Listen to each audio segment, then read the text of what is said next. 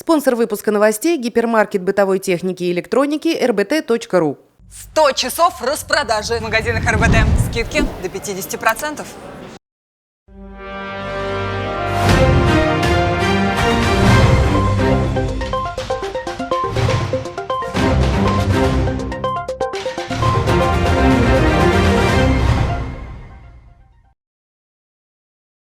Һаумыһығыҙ, эфирҙа яңылыҡтар, студияла Фаруаз Рафиҡов.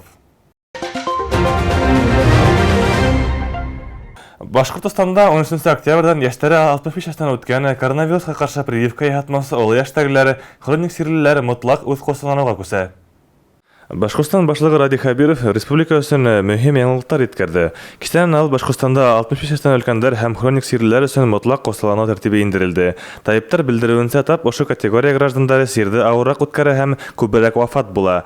Ололар көндөҙ 11-дән алып төнгө сәғәт 1-гә тиклем магазин, дарыухана, поликлиника шул исәптән коронавирустан прививка һалдырыуға бара ала. Шул уҡ ошо ваҡытта арауығында банкка, элемтә салондарына, баҡсаға, зыяратҡа йөрөргә рөхсәт ителә. Ҡала һәм районда ирекмәндәр хәрәкәте үҙемләшә. Улар яңы йәшәгән өлкән йәштәгеләргә һәм инвалидтарға ярҙам итәсәк. COVID-19-ға ҡаршы прививка яһатыуҙы хаҡында ҡулдарында сертификаттары булыусыларға бындай сикләүҙәр юҡ. Хеҙмәттәрендә алыштырғыһыҙ медицина хеҙмәткәрҙәре, етәкселәр һәм власть ойошмалары, органдары вәкилдәренә лә сикләү ҡағылмай. Был хаҡта уларҙың ҡулында справкалары һәм паспорттары булырға тейеш.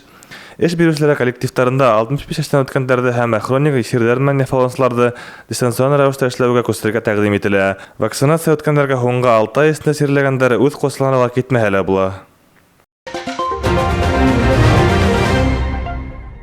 Ҡалабыҙҙың Мәжит Ғафури исемендәге мәҙәниәт һәм ял паркы быйыл ҙур үҙгәрештәр кисерҙе. Әлеге ваҡытта бында төҙөкләндереү эштәренең икенсе этабы тамамланыуға бара. Тулыһынса яңыртылған йәмәғәт биләмәһенең киләсәктә атамаһы ла үҙгәрә. Ул Терра уралар яғытып йөрөтөсөләсәк. Уңайлы ҡала мөхитен формалаштырыу милли проектына ярашлы реконструкцияланған ҡала паркында көндә бер нәмә үҙгәреш кисерә. Яңыраҡ ҡына беседкалар хасил булһа, йәйәүлеләр өсөн маршруттар ҙа һалынған. Әммә иң кәрәклеһе балалар майҙан сығылыр моғайын. Төҙөкләндереүҙең икенсе этабында бик күп эштәр атҡарылған, юлдар һалынған, яҡтылыҡ үткәрелгән, ҡоймалар һуҙылған, биләмә йәшелләндерелгән. Балалар уйын комплексын сафҡа индереү икенсе этапҡа нөктә ҡуясаҡ. В рамках второго этапа конкурсного сделано практически... Паркты төҙөкләндереүҙең икенсе этабы 85%-ка үтәлде тиергә лә мөмкин. Плитталар һалырға объекттар урынлаштырырға ғына ҡалды. Шулай уҡ яҡтылыҡ үткәреү бурысы тора. Ноябрь урталарына тиклеме бөтә эштәр тамамланыр дип ышанам. Төҙөлөш эштәре бында бер минутҡа ла тынмауға ҡарамаҫтан сибайҙар был биләмәгә юлды һыуытмай.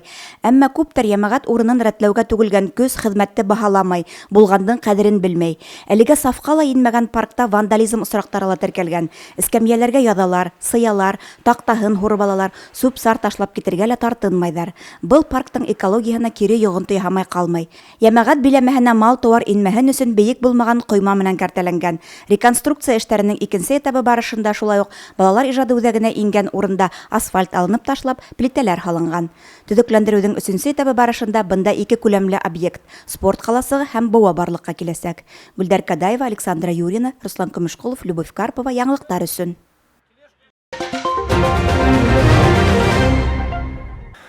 Сибай ҡалаһының тарих һәм әкрайды өйрәнеү музейында балалар өсөн үҙенсәлекле китаптың исем туйы үтте. Сағынлы ойоштороусылар кескәйҙәргә ысын мәғәнәһендә серле бүләк әҙерләгән. Ҡаланың иң матур күркәм урындарын өлкәндәр генә түгел, балалар ҙа белеп үҫергә тейеш. Ошонан сығып, музей етәкселеге ҡалала социаль проекттары тормошҡа ашырыуға булышлыҡ иткәне Алға Сибай йәмғиәт ойошмаһы менән бергә республика көнөнә арнап, төбәктә тәүгеләрҙән булып балаларға буяу өсөн китап әҙерләп сығарғаны. Китаптың һүрәттәре ябай түгел. Онда ҡалабыҙҙың иҫтәлекле урындары һәм һәйкәлдәре төшөрөлгән. Һәр һүрәт аҫтында тарихи белешмә бирелгән. Китап аҙағында ерлеккә бәйле уйындар һәм ребустар ҡуйылған. На самом деле, эту идею раскраски я вынашивал давно. Балаларға буяу өсөн һүрәттәр китабы эшләргә күптән хыялландым. Мин үҙем ошо ҡалала тыуып үҫтем. Ошонда йәшәйем, эшләйем, Таусылар төйәген бик яратабыҙ. Балалар да кескенә йәштән тыуған ерен ҡәҙерләп, уның менән ғорурланып үҫһен өсөн ошондай ижади эш башҡарҙык. Проект башында уны ойоштороусылар социаль селтәрҙәрҙә балалар араһында ҡалабыҙҙың иң матур урындары тип аталған һүрәт төшөрөү конкурсы уҙғарҙы. Кескәйҙәр конкурста үҙем ҡатнашып, үҙҙәренең эштәрендә тыуған еребеҙҙең гүзәллеген, күркәмлеген сағылдырҙы. Һәләтле балаларҙы эштәргә күргәҙмәгә ҡуйылды. Конкурста ҡатнашыусы һәр кемгә махсус бүләктә тапшырылды. Сегодня в нашем выставочном зале представлена выставка, посвященная детским работам. где дети как бы нарисовали. Китаптың исем туйы сиктәрендә балалар һүрәтләре күргәҙмәһе лә ойоштордык. Кыздар, малайҙар ҡалабыҙҙың матур урындарын үҙҙәре нисек күрә, шулай килеш һүрәткә төшөргән. Араларында бик матур эштәр бар. Конкурста ҡатнашыусыларҙың барыһына ла бүләктәр бирҙек. Уҡытыусыларға грамоталар тапшырҙык. Проектты баштан хуплаган Башҡортостан Республикаһының Дәүләт Йыйылышы ҡоролтай депутаты Денис Назаров хупланы. Беҙ уға ҙур рәхмәтлебеҙ. Конкурсты ойоштырыусылар әйтеүенсә, бындай саралар республикабыҙҙың башҡа ҡалаларында, күрше өлкәләрҙә лә билдәлелек яулай бара. Балаларҙы кескенән иратҡа йәлеп итеү, етмәһә ҡаланың тарихына, үҫешенә бәйле ижади эштәргә ҡулланыу, уларҙа ватансылыҡ тойғоһо, тыуған ергә һөйөү тәрбиәләй. Фәруаз Рафиков, Максим Назарчев, Илдус Туйн, Любовь Карпова, яңылыҡтар өсөн. Был бүгенге көндәге бөтә яңылыҡтар. Һеҙҙең өсөн мин Фәруаз Рафиков эшләрен беҙҙең бөтә сығарыштарҙы ла Instagram, YouTube һәм бәйләнеш тәсилтәрендә ҡарай алаһығыҙ. Һау булығыҙ!